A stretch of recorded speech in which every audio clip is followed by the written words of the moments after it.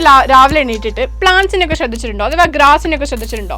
അവരുടെ മേലെ tiny water droplets കാണാൻ വേണ്ടിയിട്ട് പറ്റും. അപ്പം എന്താ സംഭവം? അത് പലരും വിചാരിക്കും ഡ്യൂ ആണ് അല്ലെങ്കിൽ മിസ്റ്റ് ആണെന്ന്. പക്ഷേ ചില സമയത്ത് അത് പ്ലാന്റ് തന്നെ പുറത്തേക്ക് റിലീസ് ചെയ്യുന്ന വാട്ടർ ആയിരിക്കും. എന്താ സംഭവം എന്നല്ലേ പറഞ്ഞുതരാം. മെയിൻലി പ്ലാന്റ്സ് 2 രീതിയിലാണ് വാട്ടർ റിലീസ് ചെയ്യുന്നത്. ഒന്ന് നമുക്ക് എല്ലാവർക്കും അറിയാവുന്ന ട്രാൻസ്പിറേഷൻ, അതായത് വാട്ടർ വേപ്പറിന്റെ ഫോമിൽ സ്റ്റൊമാറ്റോയിലൂടെ ഡേ ടൈമിൽ പുറത്തേക്ക് വരുന്ന സംഭവം. ഇത് നമുക്ക് എല്ലാവർക്കും ഫെമിലിയർ ആണ്. പക്ഷെ വേറെ ഒരു മെത്തേഡ് കൂടെ ഉണ്ട്, അതാണ് ഗട്ടേഷൻ. എന്താണ് ഗട്ടേഷൻ? എടാ, പ്ലാന്റ് വാട്ടർ ഡ്രോപ്ലെറ്റ് ആയിട്ട് തന്നെ വാട്ടറിനെ പുറത്തേക്ക് റിലീസ് ചെയ്യുന്നതാണ് ഗട്ടേഷൻ എന്ന് പറയുന്നത്. ഇത് എന്തുകൊണ്ടാണ് നടക്കുന്നതെന്ന് നിങ്ങൾക്കറിയാം?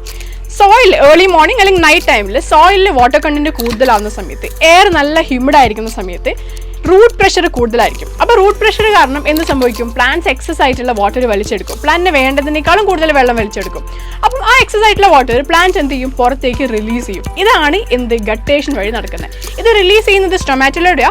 അല്ല, ഹൈഡത്തോട്സ് എന്ന് പറഞ്ഞ സ്പെഷ്യലൈസ്ഡ് ആയിട്ടുള്ള സ്ട്രക്ചറിലൂടെയാണ് വാട്ടർ ഡ്രോപ്ലെറ്റ്സ് റിലീസ് ചെയ്യുന്നത്. സോ നെക്സ്റ്റ് ടൈം നിങ്ങൾ പ്ലാന്റിന്റെ മേലെ ഡ്രോപ്ലെറ്റ്സ് കാണുമ്പോൾ അത് ലീഫിന്റെ എഡ്ജസിലോ അങ്ങനെ ഏതെങ്കിലും പെർട്ടിക്കുലർ പോയിന്റ്സിലാണെങ്കിൽ chances are that is guttation.